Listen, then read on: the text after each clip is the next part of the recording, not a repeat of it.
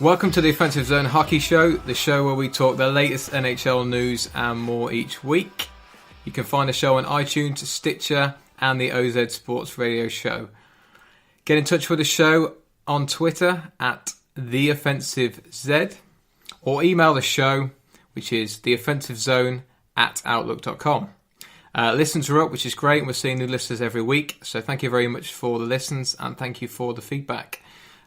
This week's episode is a special episode, and that's because we have a special coupon code. So the website prostockhockey.com is a place where you can pick up hockey gear.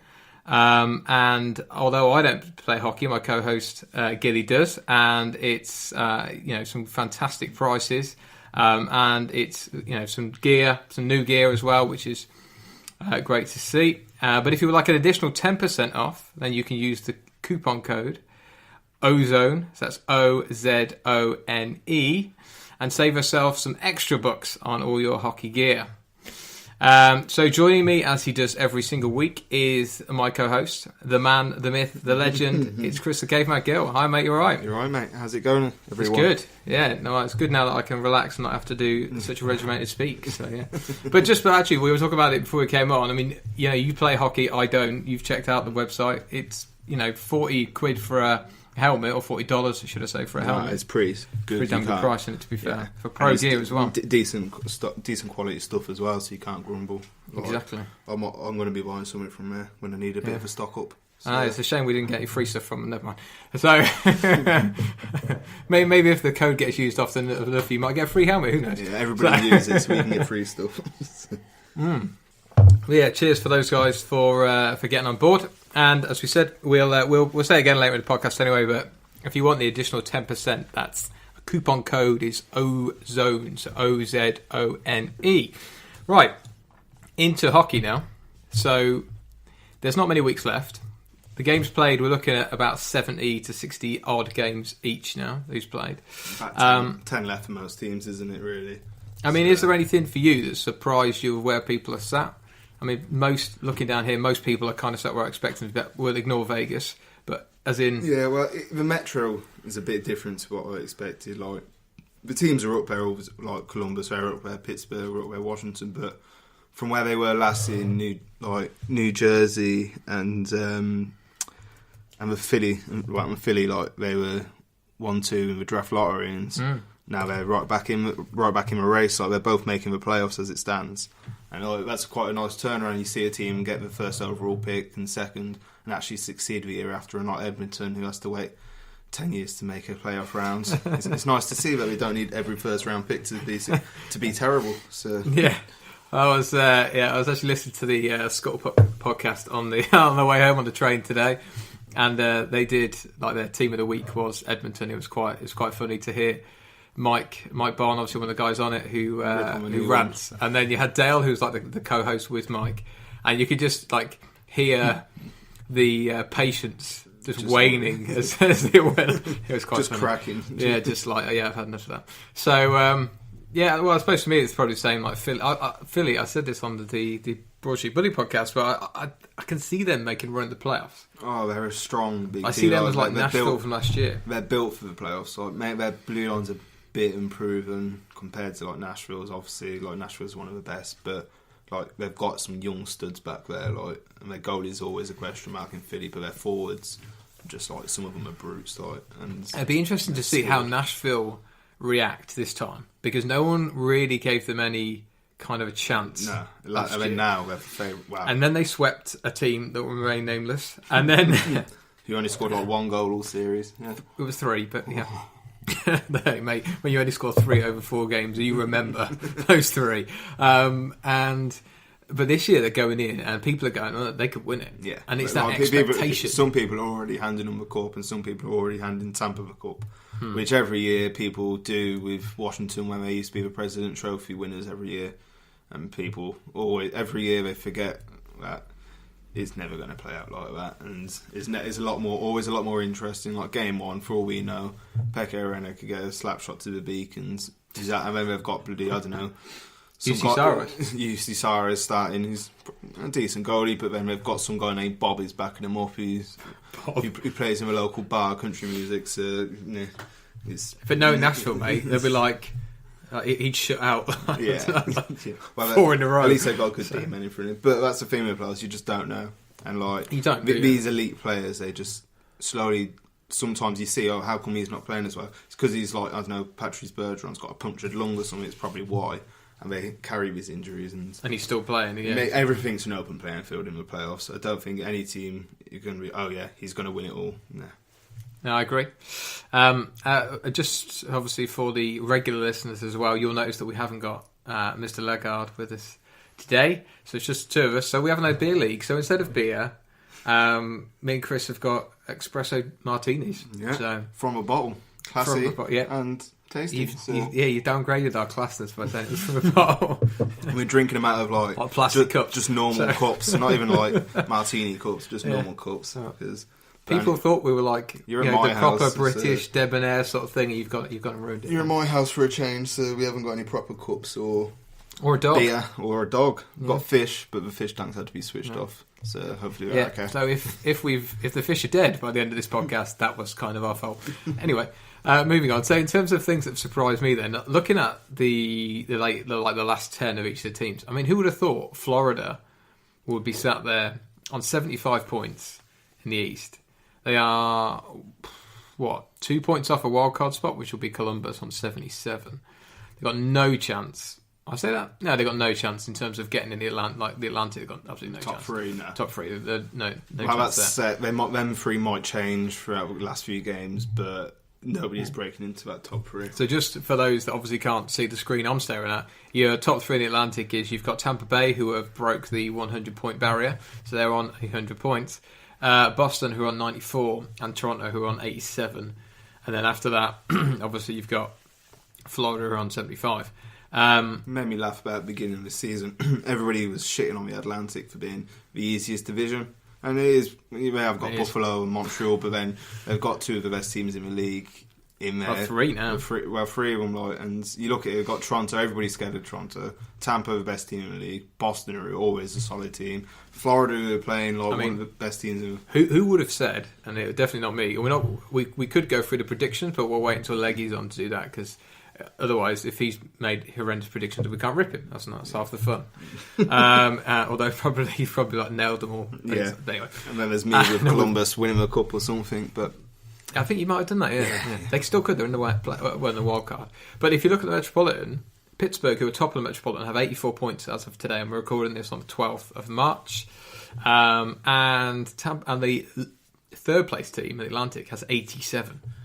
So the top 3 teams in the Metropolitan wouldn't even cut it at the Atlantic. And who would have thought that? But then their argument would be like, where you get to play Buffalo however many times a year, whereas I have to play New Jersey however many times a year. So I do understand that like angle of it, but true. Still, the like three top teams in the Atlantic versus 3 top teams in the Metro. But realistically now, the East is pretty much set up. The only 2 teams that I could see switching is Columbus and Florida. And the reason why I say that is because Columbus have played 3 games more than Florida. So Florida only have to win 1 of their 3 games in hand and get an overtime loss. 1.5 points. And exactly, 1.5 wins. 1.5 wins, 3 points essentially, and they're above them. So I like Florida's team. I think they're just a solid team. They've got lots of young players, and they've started this tear recently, and it's fitting that it was I think the first game back of the second game back of their win streak, or whatever it was, a point streak. It's when Luongo came back. He's one of the greatest goalies of all time. And they've got no one else, because James Reimer is horrifically shite. He used to be he's had lots of injuries. I think Reimer's a good backup, but if you play him 3 games in 5 nights and the wheels fall off and he's letting in goals from halfway along. To be fair, it's probably the same for virtually all of the NHL teams. I mean, there's not many teams out there that have got a backup that's really star quality. Yeah, and the teams who did before it was... Except for Vegas. Well, yeah, the teams before he did were like New York and LA, and they traded him off, and they're now decent starting goalies elsewhere. So running through the last 10, and no real surprises who's top of the pops there in terms of Tampa's 9-0-1. The team that's supposed to be a little bit more surprising, and maybe it's a sign, and the stat chaps will be going, I told you so. Rubbing their hands together. But Vegas, Vegas, although they are still top of the Pacific and they've got 93 points, they are no longer top of the Western Conference. And in fact, they've now fallen 5 points behind Nashville, who have got 98 points. But if you look at the last 10, that's really what's telling for me. I mean, they've won 2 in a row, so they're on a 2-win streak at the moment, but they're 5-4-1 in the last 10. Hockey. Give or take, it's 500 hockey. So, and this is kind of where we thought they would be at the beginning of the season. And whether or not it's because injuries and all the rest of it, but it would be a real shame now if they went out in the first round in a sweep, for example. I don't think I think it'd be a bit amusing because I don't know why. I love the story, but I don't know. So horrible, I'm not too keen on like a Cinderella story unless it's like in Montreal's favour or a team who's sweeping like, I don't know, Chicago or Boston or something. Then I'm all for it. But no, I don't know. They've come in.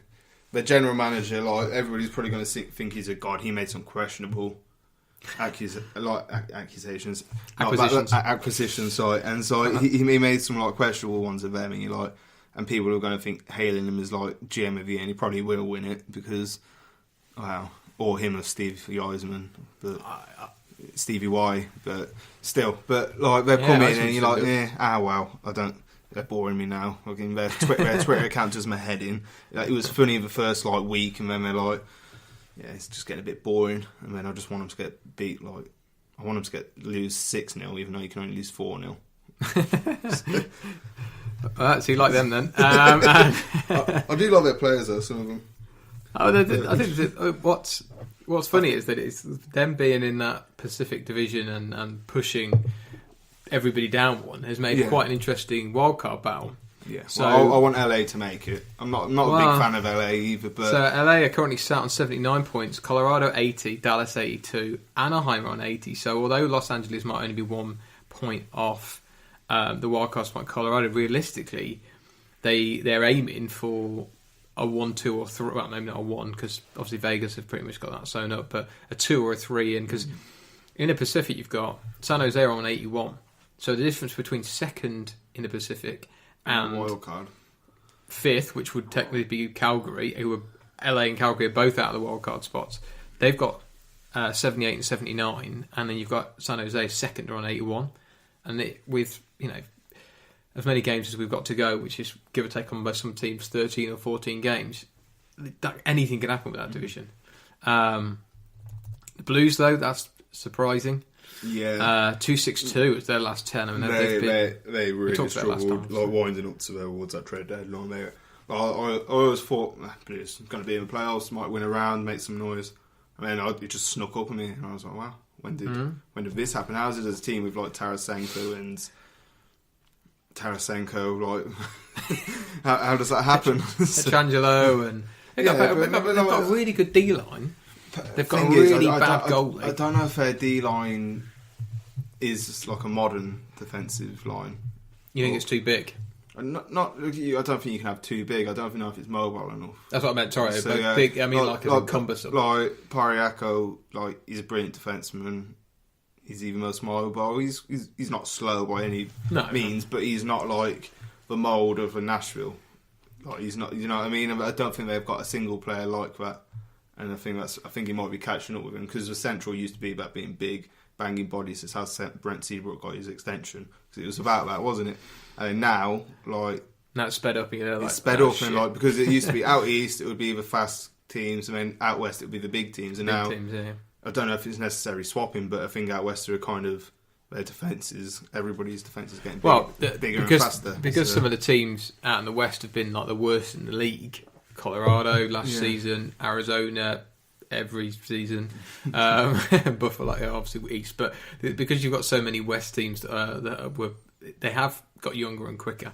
So obviously Calgary, I thought Calgary were going to be a playoff team this year. I'm really surprised they've fallen off. They have some injuries in goal. Like he's not the best goalie, but he's still like a starting goalie. Like they have they have a really good first line.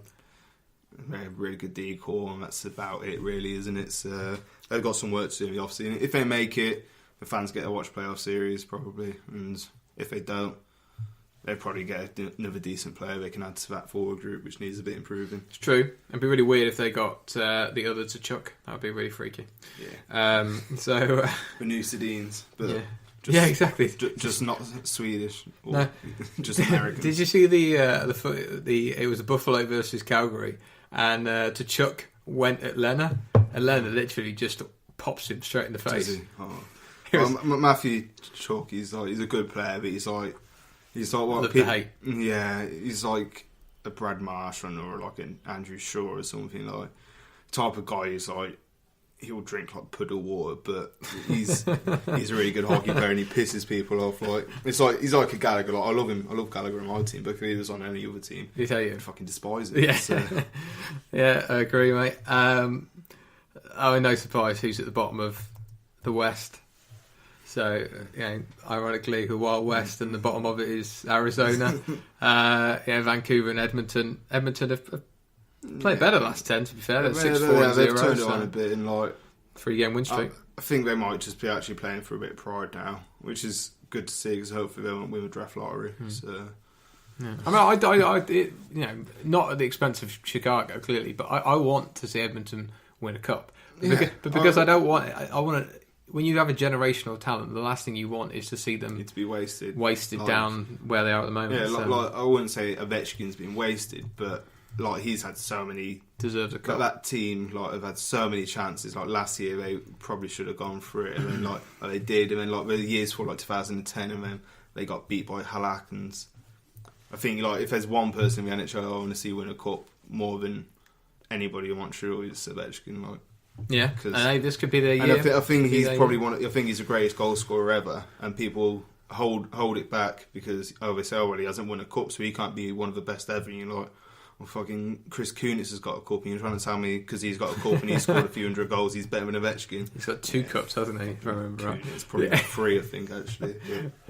Yeah. He's got 2, hasn't he? He's got a 2 at Pittsburgh. Was he not at Pittsburgh last year? Yeah, that's what so I've got 2 though, isn't it? Yeah, because they won twice in a row. Yeah, and then they won before when he was there. Oh, but back in 2000. Yeah, I think he might have won at Anaheim as well. Oh, I think that guy might be like a 5-time cup winner and a gold medal winner. A ring for every finger. A gold medal winner as well at Sochi or wherever it was because he's fucking Crosby's best mate. Maybe I just omitted that bit of knowledge out of my memory because I didn't want it to be true. Anyway, so moving on to contracts, then we're going to come on to a little game bit called, how much did they sign him for? So, following on for that, our trade deadline special of how much did they pay for that, and just if there's any Washington Capitals fans, Michael Ladder and Martin Ebert for Philip Forsberg. Anyway, so I can't get over that. I seen somebody on Twitter the other day.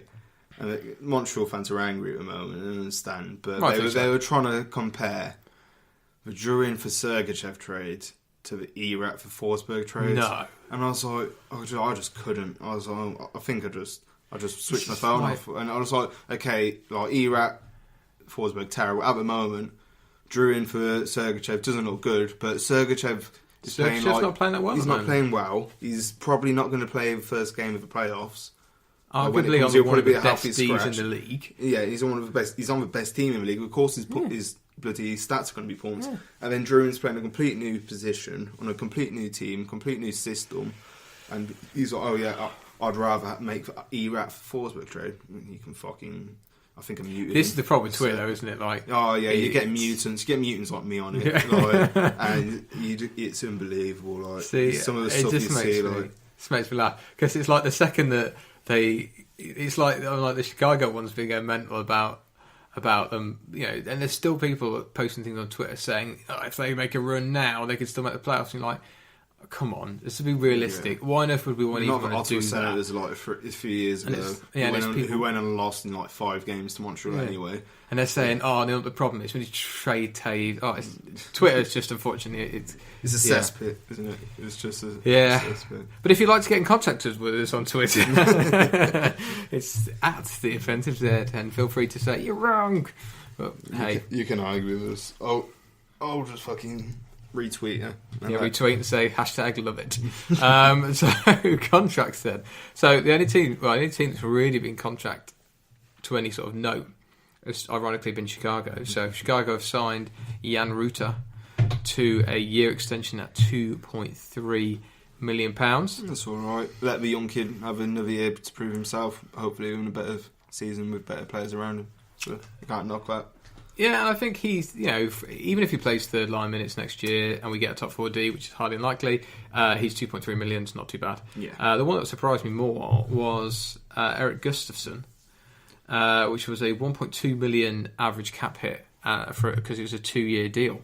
And I know that they could just like shove him down to the minors if he doesn't make it, but it just seems like a really weird to put him on when he's not been that great. It just and obviously it's not like we've got cap to spare. So it's a bit of a question mark, and you've just traded away a decent young player, even though he's got discipline issues. He wasn't on that much more, I don't think.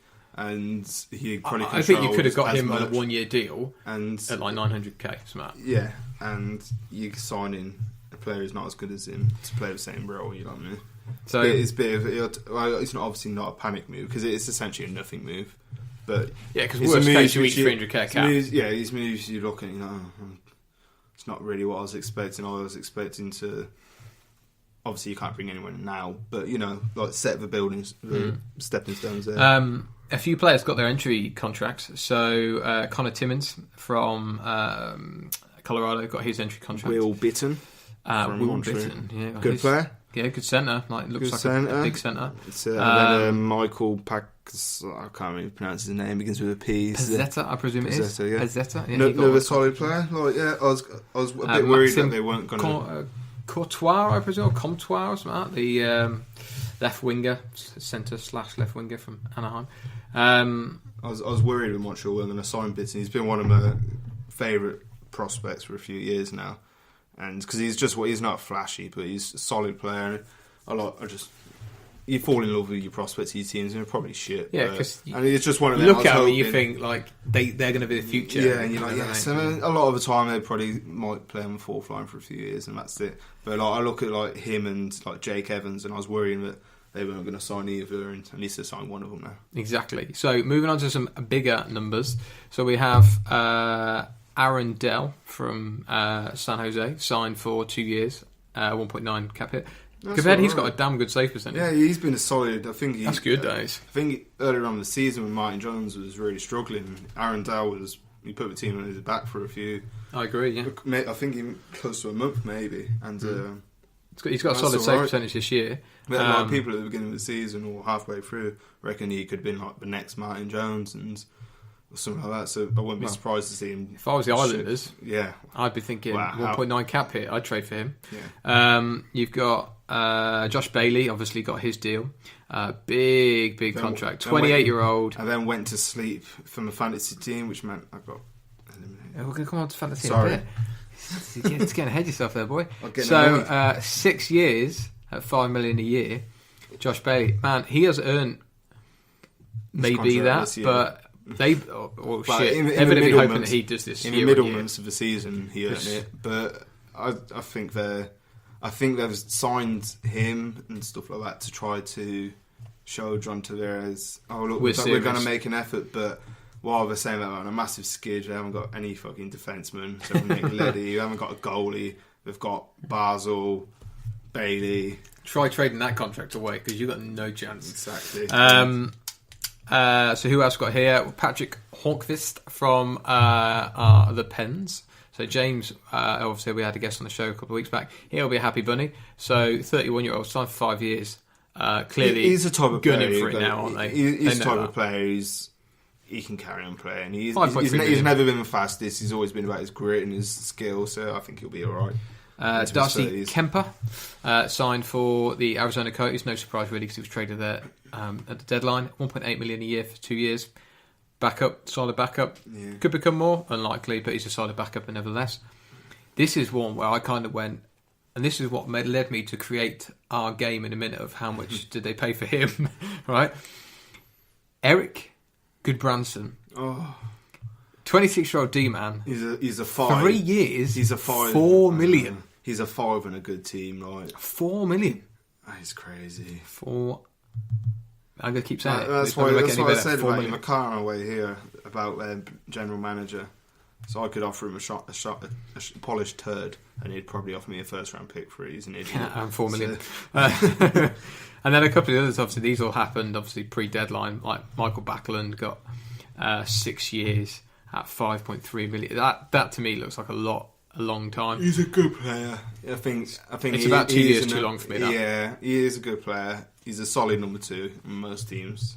And the one that really surprised me, when I know they've got one contract which I really thought they would have got sorted out by now, and if I was a Washington Capitals fan, it would be squeaky bum time come the re-sign period in June, July, whenever it is Lars Eller. 5 years, $3.5 million a year. They've got, well, not a lot of cap room. He's a to good, say the least. He's a good centreman. He's a good third line centreman, but you don't sign third line depth forwards to that length. Like Montreal did it with Andrew Shaw. I love Andrew Shaw, but you don't need to sign him to a long contract. You can get a kid who's 23 and playing on league minimum to do nearly as good a job, and you just. I mean, he has had a good season. He's had a good season. But 5 years, and I've watched him since he was a rookie playing. When he was playing Montreal, he's not what he is this season. The projected cap space this year is $9,000. $9,000. That's it. Yeah, that's the cap. I'm looking at it here. That's not one of their bar tabs after a game. 9,000, like. Yeah. I mean, it's and like, you're scrolling down on Cap Friendly, and all you're seeing everywhere is blue or red boxes. Contract I think is worse than that was their TJ Oshie one. Oh yeah, did not like that deal at all. Tom Wilson RFA at the end of the year. See, he's a retard. Devontae Smith-Pelly doesn't score many goals, but Tom Wilson's a good fourth line player in most teams. This is the one that's getting me. John Carlson, UFA. Yeah, he's on $3.9 million. He's going to want. He's going to want 8, if not more. Yeah, and if he goes to the open market, he'll get it. Yeah, he'll get it. Someone will pay him. Arizona will probably pay him 10, and just because actually they ain't got the money. But Madison Bowie, however that's pronounced, their right-handed defenseman, young player. Got a good chance of being a top 4, potential maybe even top 2 D prospect. He's only 22. RFA at the end of the year. He's going to want some dollars as well. Otherwise, he'll be going. Philip Grubauer, another one. RFA at the end of the year. If they don't win it this year, I don't like. You look at his team thinking, shit, what's it even going to look like next year? And I don't know much about their prospects. I couldn't tell you. I don't know. I know they've got a good goalie in the Brusher, but that's sort of Samsonov. Yeah. But they don't know if he's ever going to come over. But they've got hope he's a decent goalie anyway, so that's not even a concern. But he's good goalie. But I don't know any of their prospects. Like you think of most teams, you can name a few. Like, oh yeah, shit, he's going to be good one day. And with Washington, it might just be being blind and just completely skipping over him. Like I can't see much, and I feel bad for Ovechkin and Backstrom because they're probably 2 of my favourite players from a different team. And it's just not fair. I've just had an idiot general manager for a good few years. Really strange. So that whole situation when they had that, was it Dale? No, it wasn't Dale Hunter. They had that coach who's shit and can't remember his name. Yeah. He does personal training for the NHLers now with someone like Adam Oates. Adam Oates. He had him for a coach for like a year. What are they doing? I think he was playing Ovechkin in 4th line just because he didn't back check. Who cares if Ovechkin doesn't back check? He just scored 4 goals in a game. Ovechkin doesn't need to do anything. He just needs to stand on the blue line, enter the zone, get the puck at the top of the circles, get goal. Get to his little spot, but Ovechkin slot, and just wait for it. So we'll move on to the little game of how much did they pay for that. So starting Boston Bruins, David Backes. How much do you think he's on? It's average cap hit. $6.5 million or something, isn't it? $6 million for 4 more years. Guys, 3 more years after this year. The guy's ass fell out at the beginning of the season. He's an old bloke. He's not very. He's not the most fit. He's had some like actual serious health issues and injuries and suspensions constantly. So get this stat guys, you're gonna love this shit.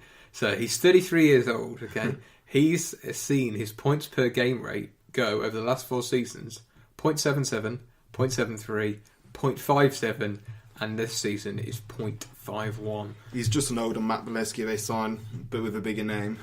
I mean, if you're paying $3 million a year, I think you'd eat that and say, he brings good front presence and the rest of it. But $6 million, holy shit! So that's the thing. Like, I look at Boston. There's another one. And okay, they've got some really good kids. You can get Bailey for that, but they've got an idiot general manager again, who's like, okay, they've got this. I don't know, whoever coming up, McAvoy and people like that, like coming up and go, okay, like DeBrusque. Oh shit, yeah, they're going to be decent through. They're not just a flash in the pan. They can afford it, but then they've got. Oh, can they? I don't know. Eventually, but like they've got David Backers and Adam McQuaid, and you're like, I know, Adam McQuaid. Oh. Unfortunately, this website that I got this information from could only pick one person per team, so because there are a few teams where you could probably list like most of the team. So Calgary Flames is the next team, and it is Troy Brower. Oh, this one's bad. Isn't it 4.5? Yes. Is it 4.5 minutes? Well done. You can have a sip of your espresso martini. Brought to us by Chris's Kitchen. 4.5 million cap hit per year for 3 years. See, I think St. Louis were quite smart when what they did. They got. Actually, they didn't get anything for either of them, did they? That's why they sold Stastny this summer. But yes, well, this trade deadline, because they lost Backers and Troy Brower to nothing, and they got knocked out in the first round of the playoffs, I think. So, I think that's why they did it this season, because they were on the bubble like they were a few years ago. But still, first year with Calgary was a career low 25 points. Wow. So good. So the next one I disagree with, so I'm going to skip over that one. But just for the sake of it's Carolina Hurricanes, and it's Marcus Kruger for $3 million. Now, any other team, I would agree, but Carolina Hurricanes, before Ted Dudon came in, and we'll talk about Teddy D a little later on. Big Ted. I know the other nicknames we can come up with in here. Texas Ted. Is he from Texas? No, fuck it. Probably. He is now. Probably an oil baron. If I could play the Dallas music now, I would. But for them, he's actually getting paid $3 million a year because of the way that the Blackhawks do all their stuff, where they just pay shitloads in year one and nothing for the rest, so they can trade. And they need to hit the cap floor. And the old owner, that's all he wanted to do. So I thought it was a good contract. No, he is playing horrendously badly. If he was playing at Chicago still, or any team like that, then but you have to think about where it is. So you have to think, okay, he's not playing in a huge destination. So that takes us on to Chicago. Brent Seabrook. Shock. Do you want to guess? I should know this. I've said it about a bazillion times. Isn't it 6.6? Ooh, close. 6.875. Worth every penny for 7 years. 7 more years. Well, 6 more after this year. But who's counting? Oh, he's still Brent. And, all the way to the bank. Thing is, it's not his fault. Like, people probably give him shit. Like, he could be, I don't know. If he was living in Toronto or Montreal or something, he'd probably walk down the street and people would give him shit. No, he is. I'd like to point out. Fuck you, Brent. But it's not his fault. No, it's general manager's and he is fault. A legend. He might bounce back, though. That's the only thing. He might bounce back. You never know. Hosted, and then he didn't. So it's our favourite player. This man is going to sue us eventually. Columbus Blue Jackets. Bad boy Brandon Davinsky. 5.85 million. See, years. He's another player. You look at his points, and you're like, fucking hell, what's going on there? Like, but if you look at him, and if he was on a half that money or whatever, and he's on a shutdown role on the third line, like he's single-handedly tormenting Crosby for a whole playoff series. Yeah, okay, he nearly broke his neck as well because he's a bit of a shitbag. But 2 years' time, Pierre-Luc Dubois, okay, nailed that one. He'll often be off his entry level. They've got Cam Atkinson, which have signed for like that. As I said, they can only pick one contract per team. But Cam Atkinson's contract is dog shite. You've got Dubinsky's dog shit.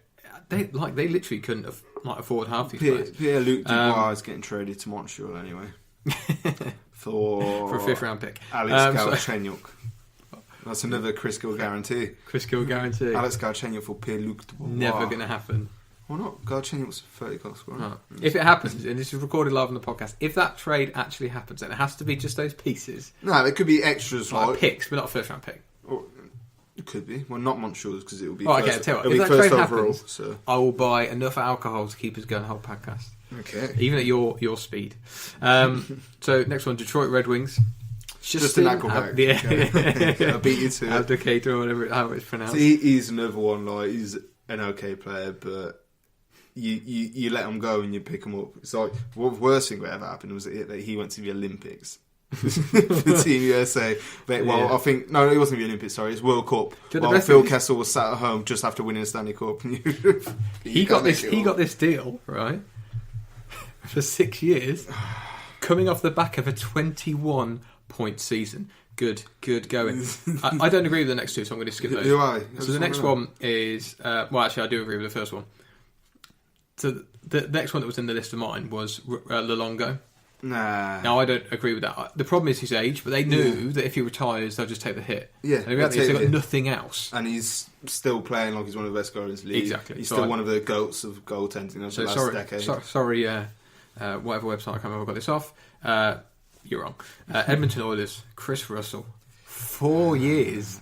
Oh, wow. 4 I didn't realise it was that £4 much. So I knew there's all like...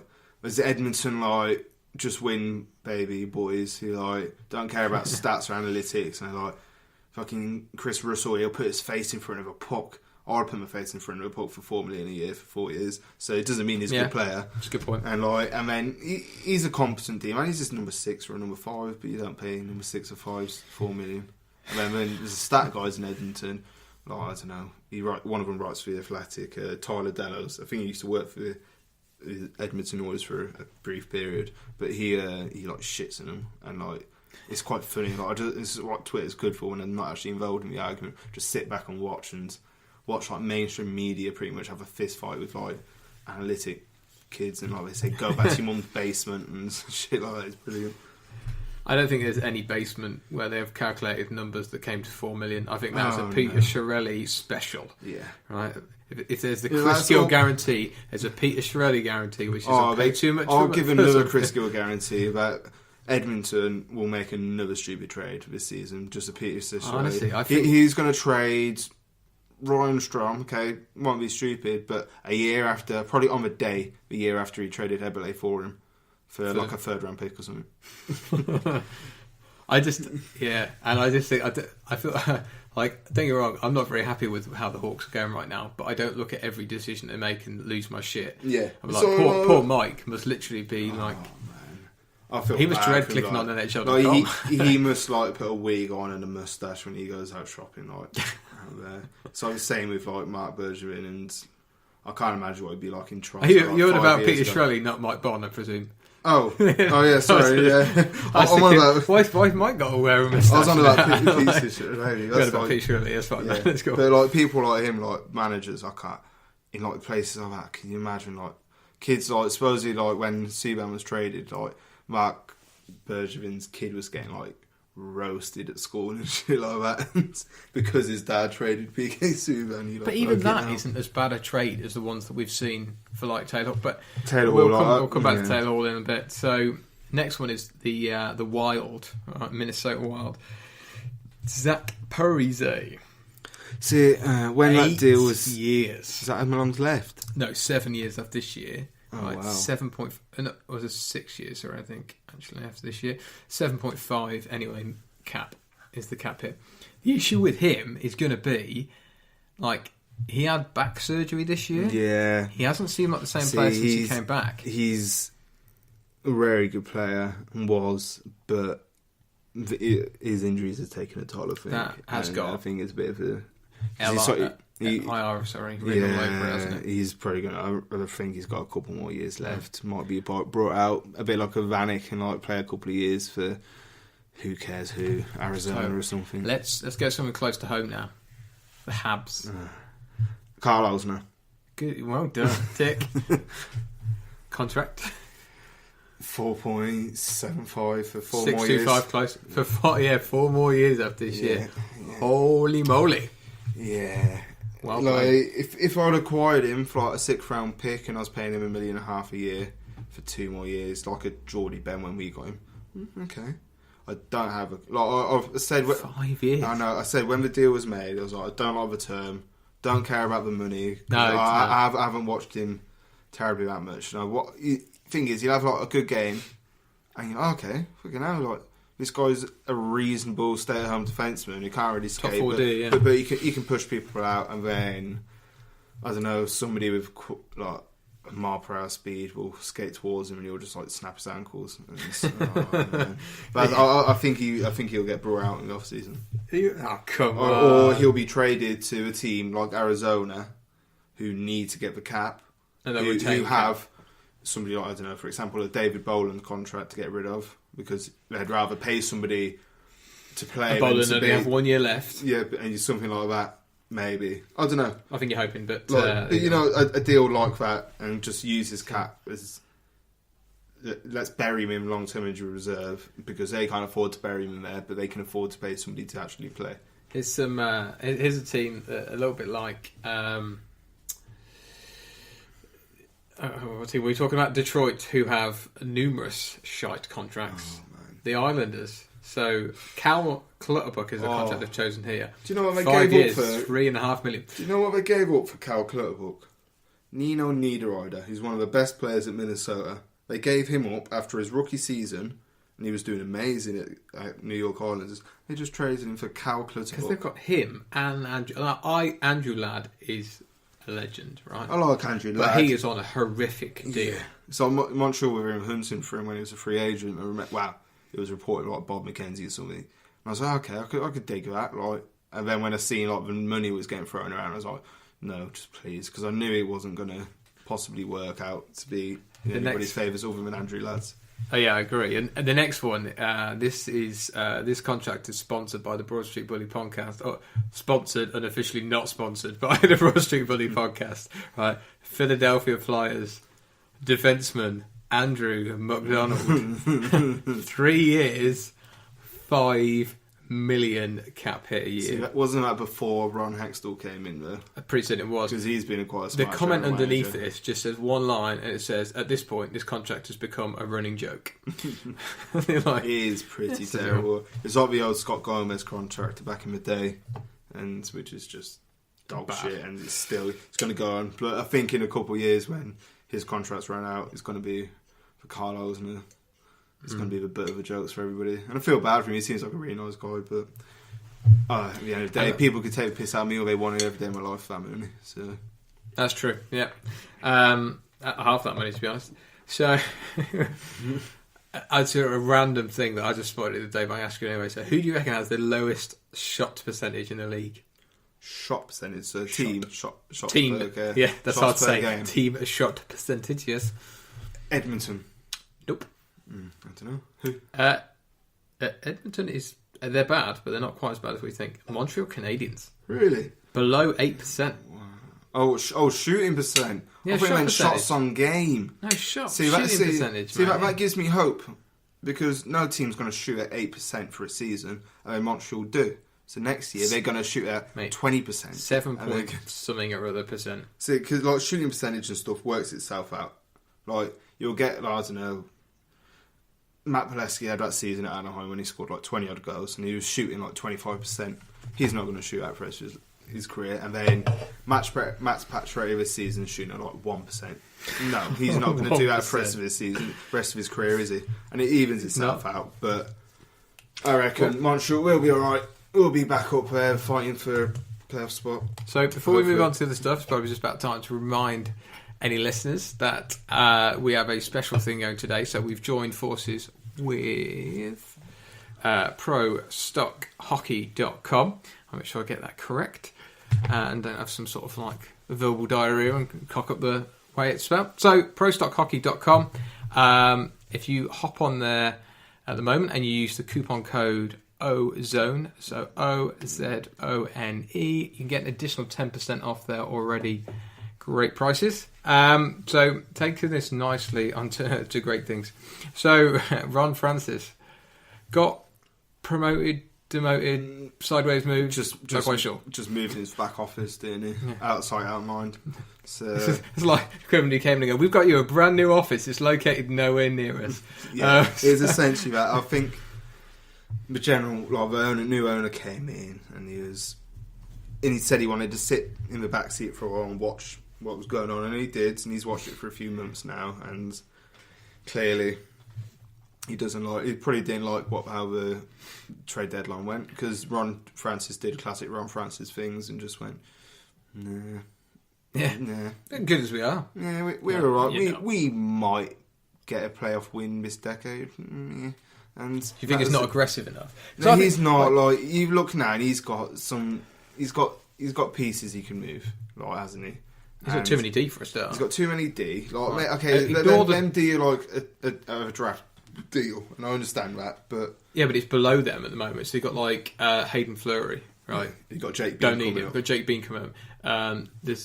So there's another deep prospect whose name goes out my head. They got that. There's a winger called Gautier or whoever it is as well. Like they got prospects coming out their ears. Right? Yeah. And you can't always be building for the future. One thing I thought was a bit harsh, and some of the backlash that Francis got over people saying, "Yeah, but it's a results business," and you're like, "Hang on a minute." The owner now wants to spend money. Yeah. The owner before wanted to spend zero cash. Yeah. Like, imagine the budget Ron Francis was working. I do feel bad for Francis, but if he literally showed that in however many years, I don't think he's made like an NHL deal. If that makes sense. Trade. No, not even that. I don't think he's acquired like an NHL player. If that makes sense, for a good few years. Like Jordan Staal was like however many years ago. Yeah, because Eric Staal was still playing there when they got it, didn't they? Yeah. Exactly. And like, I'm on about like even just getting like a third line player or something. I don't think they have for years. Like, it's been free agency, hasn't it? It's been free agency and drafting. Fair play, like they're drafting really well. But like I think Teuvo Teravainen was their last trade for an actual NHL player. And you're not forgetting, the team needs something, and like maybe Eddie Lackbert, is he even an NHL player or something? Like he's an NHL goalie, and I'm looking like that team's got pieces. Like they could probably move Jake Bean, and you could have got a Van de Kane or something for a push or something. If you gave a pick as well, maybe you didn't even need to give Jake Bean because he's one hell of a prospect. But you have to look what you've got. You think, okay, I've got all these defensemen. I'm probably going to have to move Justin Falk or Slavin in the draft because I need to bring kids up or move them kids or whatever you need to do. Oh, looking at the age of those two, I put if you look, right, Montreal want to get rid of Patre. Why don't they offer Patre? Okay, I'm talking about Montreal again, but like there could be a deal there. They got some young D. Reinhart was on the block. Well, he was being talked about not that long before the deadline. Yeah, and stuff. And like you could we need some scoring. Okay, there's a 30-goal scorer of the past 5 years sitting right there. He's available. Why don't we offer him Hayden Fleury and like our second and third round pick or something? But they might have. That's the thing we don't know. I mean, that's the things they could have done, and they just don't. I mean, I like what the owner's doing. He's been aggressive already. And I think that's the way they needed. He needed to be like that. He's already talking to general managers. He's already spoken to the assistant general manager of LA. Really? Not of Boston, of Buffalo. What about Dubas, do you reckon? See, if Dubas is the one I'd be going for. That's what I'm hoping, because I think he's.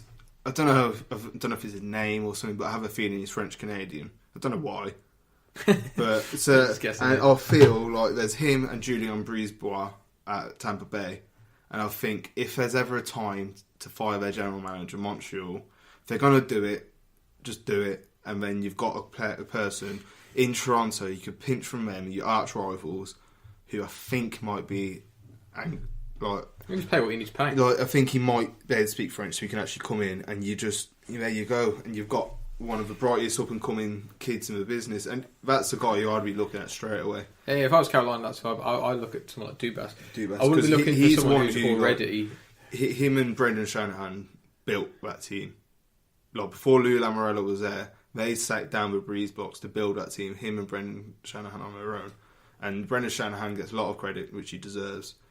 Dubas is there, and he gets a lot of credit as well, but nowhere near as much as he deserves. Yeah, so I think he's doing the right things. And I like he's also in charge of the Marlies, who have been the best AHL team for years now. Well, one of the best AHL teams, like the best regular season team. They wouldn't be on playoff round, and like that's not like an old boys AHL team like Montreal's, which has a few kids in. That's just got kids just playing. Yeah, it's good. So I think he's done the right things. Ron Francis sings. Yeah, it's they're hard showing to him take respect, but I think they're kind of disrespect him as well. By I feel he might feel like, oh, at least they tried showing respect. Some people are not fucking out. It's a bit rude, like after all he's done. But what else could you do though? You can't just like take him outside with a shotgun and take him to the woods, like, can you? So. Take old Yeller out back. Yeah, yeah, yeah, exactly. So a couple of other last little bits to cover before we wrap it up. So, Hart Trophy. Who's your hot take for the Hart Trophy? Hot take. Why? I mean, you might know better than I do. Why does the team have to make the playoffs to make the Hart Trophy? The most valuable player to the team. The most valuable player, like people say, the Hart Trophy is the most valuable. And people remember when Carey Price won it a few years ago? People said because the year after he was injured the whole season. I mean, like if there's every year Carey Price should have won the Hart Trophy if it wasn't last year, it's this year. Because look how important he is to his team. He didn't play any games, but everyone's like fucking hell, he's quite important to him. But like, yeah. I look and I don't think if you're the best player, like you're the best player. I think Conor McDavid deserves a shout for the Hart. Okay, he's playing. I wouldn't even say the team's dog shit. I'd say they've got a good group of forwards. They've got a couple of good defensemen. I don't know what's gone wrong this year. They can't get a save. They can't get a call. They can't get anything. I think they'll be back there next year. But I think he's up there. But I don't know. I do like McKinnon. McKinnon's McKinnon. And like, even if they don't make the playoffs, okay, and I don't think they will. And I think without him, look at that team. They're not even in the hunt. Or the player who I think does deserve to win it, probably should and would and will, is Malkin. Malkin with Hart. Malkin. Look at him. I didn't realise how well he's been doing this season until like the other day, and I was like, hang on a second, like. He's in a race for the Art Ross. In a race for the Art Ross, he's like up there, like with goals and assists, everything. He's always playing behind Crosby, like he always has done. And well, they don't play behind each other; they play in line with each other, don't they? But nobody's talking about him. So like a few days ago, like, oh, hang on a second, how come Malkin's like 3 points behind Kucherov or something? And I wouldn't give it to Kucherov because he's an amazing player, probably one of the best players in the league, but he's got Stamkos next to him, he's got Point behind him, he's got Yanni Gord behind him, he's got this, that and the other, whereas Malkin, okay, he might have Kessel and Crosby and stuff, so that's fair enough, but like McDavid, McKinnon, who do they have to play with? Yeah, I agree, mate. I mean, the other one I would throw in there is Taylor Hall. Yeah. Taylor Hall, 26-game point streak. Obviously, officially it wasn't that because there was the gap when he was injured, but 26-game point streak, that's what people remember. New Jersey, a bit like Colorado. Sorry, I mean they're nowhere without him. Not really. He's the guy. And it's not just the fact he scored so many goals and he's got so many points. When he goes, it's the fact that he gets those goals when you need them. Yeah. He makes those important plays at the right time. He really is a franchise player there. The thing is, I think this year there's always like an easy vote, and I think when Price won it was an easy vote, but he put like a historical season together. This year, like Kucherov's been amazing. He hasn't put a historical season together. I think there's, except from Kucherov, you can say, oh, you got the most points, or he's playing the best team, he was the best player. Give it to him. I don't think it should be like that. I think it should be who weren't the best teams, but who were up there and had one of the best players, and he dragged that team. He dragged them into the playoffs like a mule. I think that should be the team. So I think this year for the Hart, in like other years, is actually quite tricky. It is hard. So even just to get the finalists. I mean, if someone said to me I've got to pick 3, I'd find that really difficult. It's even harder to pick 1. Yeah. One where it probably is a little easier is Calder Trophy. So very quick, I'm conscious of time. So who's your pick now for Calder Trophy? About 4 weeks ago, I would have said Brock Bosa. Yeah, Besso, he's... Besso, and then now... Down and out. I'm going to have to say Matthew Barzal. I didn't... Like, back then, in my head, I had this argument. I was like, okay, Matthew Barzal's doing it with John Tavares, Josh Bailey, people like that.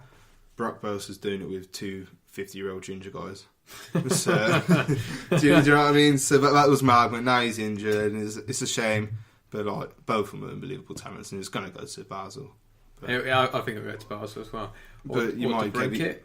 No, so, you'll get the odds. You'll get the odd hack who will vote for Charlie McAvoy, who's been okay. He's been good. Playing top line minutes. He's been playing top line minutes, but he's been playing with one of the greatest defensemen of the past 20 years, and it's Hart. I think it's Hart. He doesn't gets overlooked. I think he might win it, but I think it'll be harsh that Basel doesn't win it. Last but no means least, obviously, I know that you've seen this video because we talked about it on the drive over here.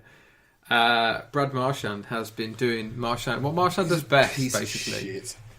So, pretty much, yeah. Like, he's a brilliant player, but he's a piece of shit, and it's just like people like, oh, it's accidental. Give him a break. Why does he deserve the benefit of the doubt? He literally. Like, what? By the way, what we're talking about here is Marchand essentially just lobbed himself into Anthony Duclair. But then realised he wasn't going to make contact, so stuck his arm out and clotheslined him. Yeah, and Duclair went down. He's injured twisted his knee. Yeah, so it looked nasty. Yeah, couldn't walk. Like, it's just, I just don't get what goes through his fucking head. So what's wrong with him?